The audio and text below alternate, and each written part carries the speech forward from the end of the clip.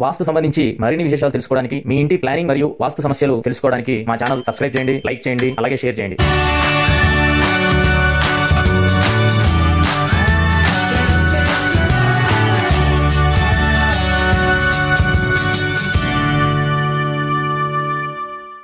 ఇందరికీ అభయంబులిచ్చు చేయి కందువగు మంచి బంగారు చేయి. శ్రీ గురుభ్యో నమః.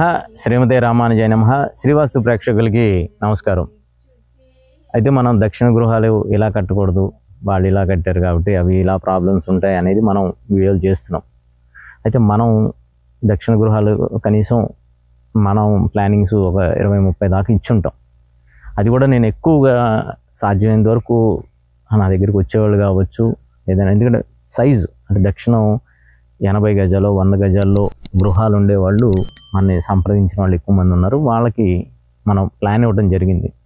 ఇప్పుడు మీకు చూపించే వీడియో కూడా మనం ఎంజిఆర్ ప్రాంతంలో, హైదరాబాద్లోని ఎంజిఆర్ ప్రాంతంలో ఇచ్చింది ఒకటి ఇది.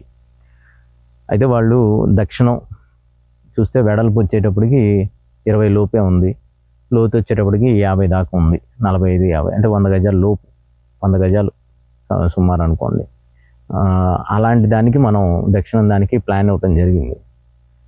అయితే యజమానులు ఎవరికైనా కానీ ఏంటంటే కొంత చుట్టూ స్థలం మొదలాలంటే కొద్దిగా ఇబ్బందిగానే ఉంటుంది. కానీ నేను వాళ్ళకి వాస్తుపరంగా మీరు నా దగ్గరికి వచ్చి సంప్రదించారు, నేను ఇవ్వాలంటే చుట్టూ స్థలం వదులుతానంటేనే నేను ప్లాన్ ఇస్తాను, నేను ఏ విధంగా చెప్తే మీరు ఆ విధంగా నిర్మాణం చేసుకుంటానంటే నన్ను మీరు ఫాలో అవ్వచ్చు అని చెప్పడం జరిగింది. సరే వాళ్ళు కూడా అలానే అన్నారు. సరే రోడ్డు దక్షిణం కాబట్టి దక్షిణానికి ఒక 2.5 అడుగులు మనం వదలడం జరిగింది. ఉత్తర వాయువ్యంలో మనం మెట్లు ఇవ్వటం జరిగింది. ఆ వెడల్పు తక్కువ ఉన్న సాధ్యమైనంత వరకు మెట్లు గృహ మధ్య భాగం వచ్చే వరకే మనం ఇవ్వడం జరిగింది. అలాగే వెనక పడమర భాగంలో ఒక అడుగు మనం 1 అడుగు 2 అంగుళాలు అంటే 14 ఇంచులు వదలడం జరిగింది. తూర్పులో కూడా ఇంచుమించు 1.5 అడుగులు మాత్రమే మనం వదలడం జరిగింది.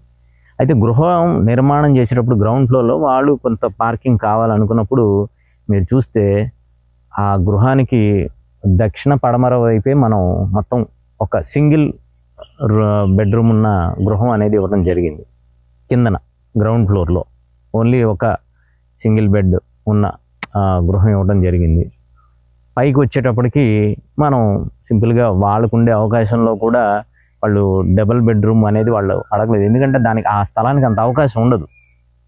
మంచిగా ఒక సింగిల్ బెడ్రూము, పెద్ద హాలు, లివింగు అన్నీ వచ్చే పరిస్థితులు ఉన్నాయి. సో ఆ విధంగానే, ఎందుకంటే ఆ స్థలానికి ఎంత అవసరం అవుతుందో, ఎంత గృహం మనం ఇవ్వగలుగుతామో అంతే ఇవ్వాలి.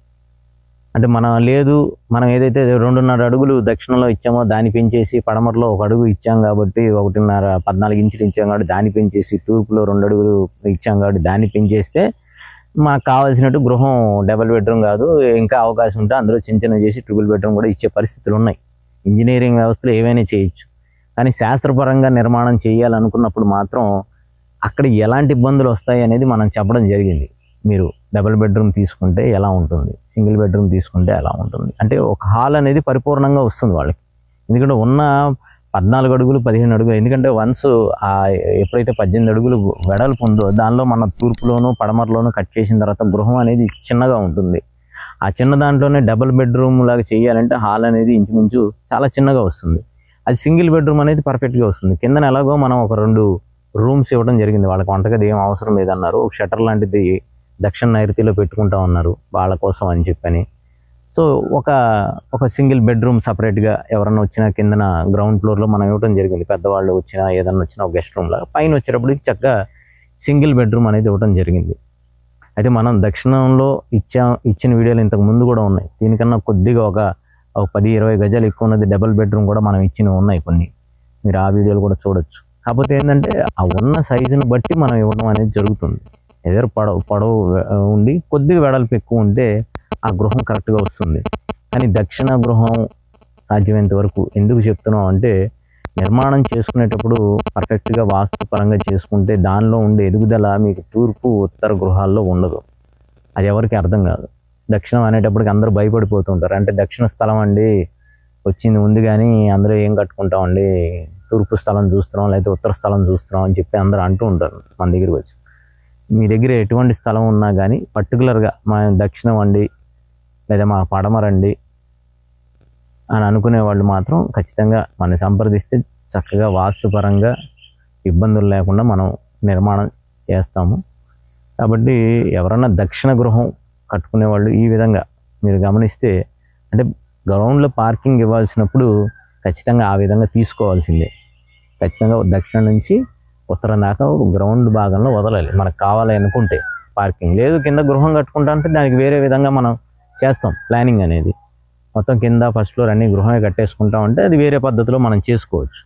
కానీ ఇవాళ రేపు నేను ముందు ఏదైతే చెప్పానో 60 సంవత్సరాలు మనం ఆలోచన చేయాలో ఒక గృహ నిర్మాణానికని ఎప్పుడు చెప్తుంటామో, అలా అనుకున్నప్పుడు ఖచ్చితంగా పార్కింగ్ అనేది ఇవాళ రేపు కంపల్సరీ అయిపోయింది. ఎందుకంటే మనం కొద్దిగా ఎదిగినప్పుడు పైన ఇంకో ఫ్లోర్ వేయాలనుకుంటాం, లేకపోతే ఏదో ఒకటి ఆ ఫ్లోర్లో మనం వెళ్ళాలనుకుంటాం, ఇంకోటికి రెంట్ ఇవ్వాలనుకుంటాం. ఇలాంటివి చేయాలనుకున్నప్పుడు ఖచ్చితంగా మనకి పార్కింగ్ అనేది అవసరం అవుతుంది.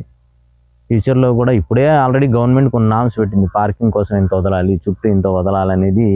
అది సిటీ ప్రాంతంలో కావచ్చు, గ్రామీణ ప్రాంతంలో కావచ్చు, కొంత నిర్ణయం చేసేసారు. ఏదో దానికి మళ్ళీ మనం కొంత డీవియేషన్ చేసి కొంత పెంచుకోవచ్చు, కానీ పూర్తిగా మేము ఆక్యుపై చేసి కడతామంటే అదంతా వాస్తుపరంగా కూడా అంత యోగ్యంగా ఉండదు. కాబట్టి దక్షిణ గృహం నిర్మాణం చేసుకునేటప్పుడు ఈ విధంగా, అంటే చిన్న స్థలాలు ఉన్నవాళ్ళు వాస్తుపరంగా వెళ్తే ఒక గది తక్కువైనా కానీ మనం అందులో ప్రశాంతంగా, ఆరోగ్యంగా, ఆనందంగా ఉండే విధంగా ఉంటుంది. ఇవి రెండు ఉంటే ఆటోమేటిక్గా ధనం అనేది ఎక్కడికి పోదు. మెయిన్ అది ఆలోచన చేయాలి అందరూ కూడా. ధనమే కావాలనుకుంటే రాదు, ఆరోగ్యము, ప్రశాంతత అన్నీ ఉంటే ధనం ఆటోమేటిక్గా ఎక్కడికి పోదు. కాబట్టి ఎవరన్నా నిర్ణయం చేసుకునే వాళ్ళు దక్షిణ గృహం ఈ విధంగా కట్టుకోవడం అనేది మంచి పద్ధతి. జై శ్రీమన్నారాయణ. వాస్తు సంబంధించి మరిన్ని విశేషాలు తెలుసుకోవడానికి, మీ ఇంటి ప్లానింగ్ మరియు వాస్తు సమస్యలు తెలుసుకోవడానికి మా ఛానల్ సబ్స్క్రైబ్ చేయండి, లైక్ చేయండి, అలాగే షేర్ చేయండి.